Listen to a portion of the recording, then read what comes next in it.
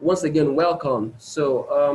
Quickly, I would like to remind us that the chat room is available so we can drop our questions during the course of the meeting. So in case you have any question as we interact tonight, just drop it and they will be duly addressed at the right time. So the theme for tonight again is finding opportunities in change. So just in case you missed our last meeting, which we had held last month, um, to have a little recap video for you so you may understand where we're coming from, so that when we start today, you will be able to flow with us. So I would like to share my screen to play the video so that you will watch it.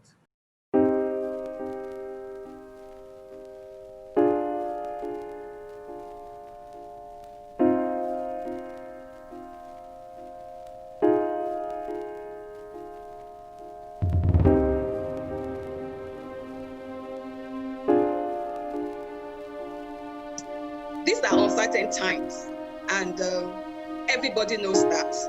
Due to COVID-19 pandemic, it has ravaged the whole world. But the world is not about to end. In fact, the world is just starting, especially for our young people. And I would dare to tell you that the sky it's not even your limit. The sky is your beginning. Here's one thing. If you say that the times are uncertain and things are very difficult, this is not the time to go and sleep. This is the time to reinvent yourself. The importance of purpose to life is as such that is the reason why you are still existing. In fact, the day a man stops thinking about his purpose, the day is that every one of us on earth are going. Every one of us are on a particular destination. The question we need to begin to ask ourselves is, what exactly is my destination in life? Because when you begin to put yourself in perspective from your destination, then it helps you to define your purpose ideally. This is Christ to Generation Y and Z. Basically, it's designed for the youths and of course the youths and arts who are joining us this night. The theme of the night is called Finding Opportunities and Change. We all know that change is constant. That's one of the most constant things in life. There will always be change.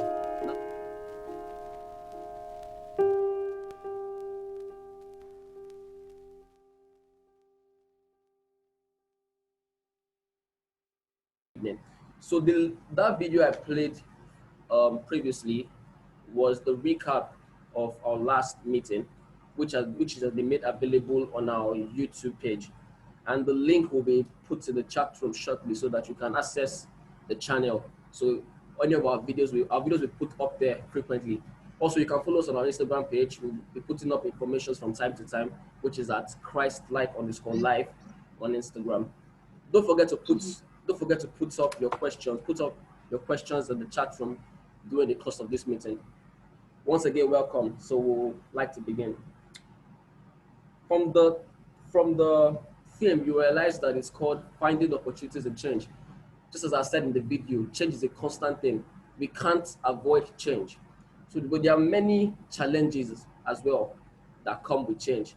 Some challenges that prove to be difficult, very difficult at times. And we wonder, how can we deal with it?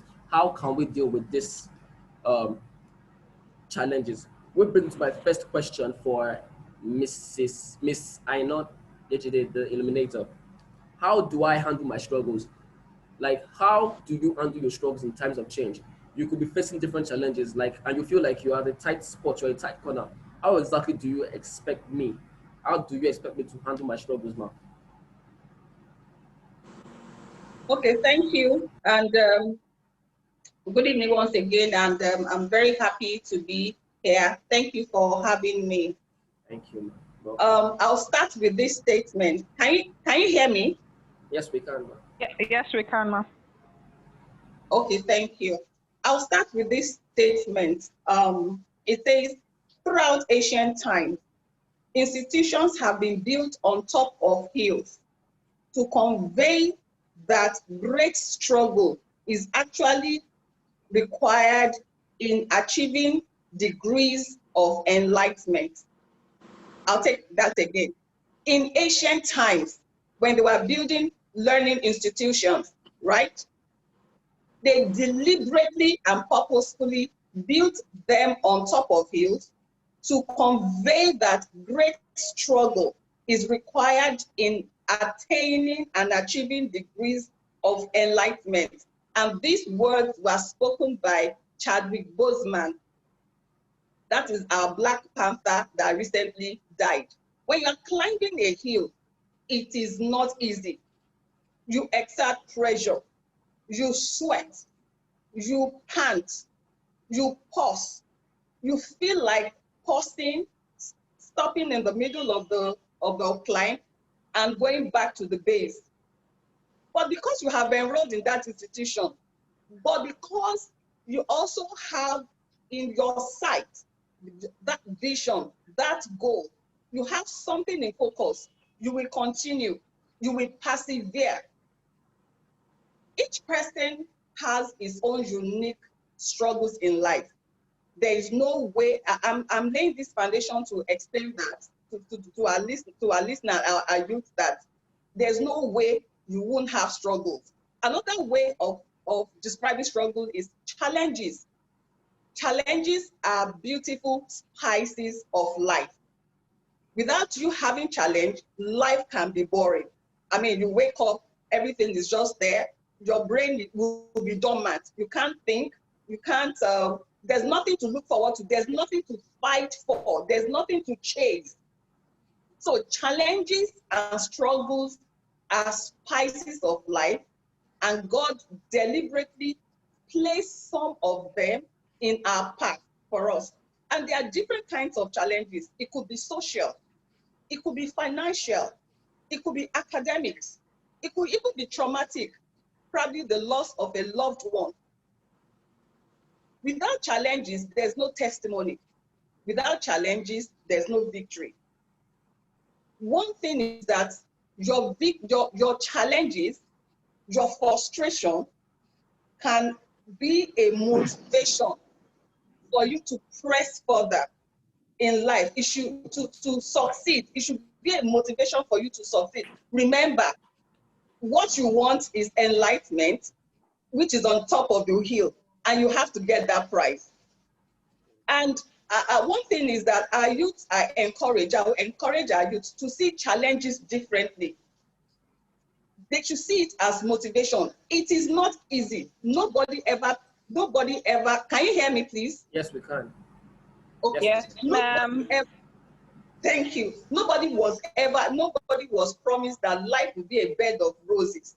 Nobody promised that it will be easy. Even Jesus Christ himself said, in the world, you shall have tribulations.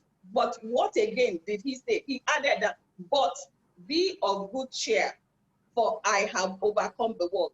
Fine, he said that. But bringing it to our days, how do you handle your struggles?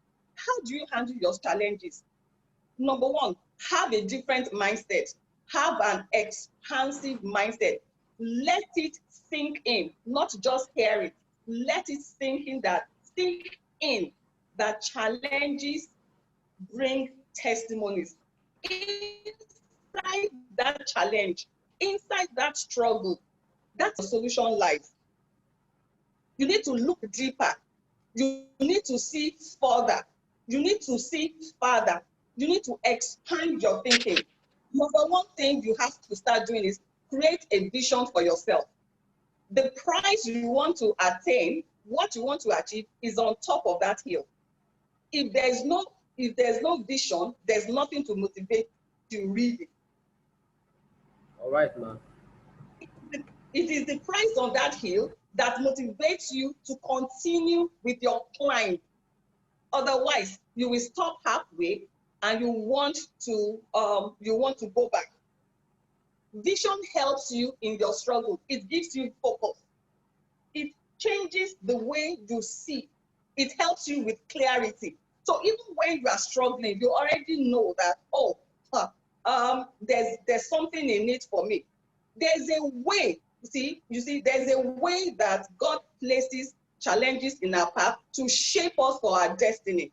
Without challenges, without struggles, we may not be able to attain our destiny. That destiny that is shining brilliantly, you may not be able to attain it. because it gives a different flavor for life. Yeah. We all need challenging experiences. We all need challenging experiences to activate the passion and the purpose on the inside of us that God has placed on the inside of us. And I'll quickly take an example of Joseph. When Joseph was a teenager, he had a dream, beautiful dream, that the sun and the moon, the story, was bowing down for him, and then that the sheep, his family, members of his family, his brother, and even his parents, they were bowing down for him. That is a very beautiful dream.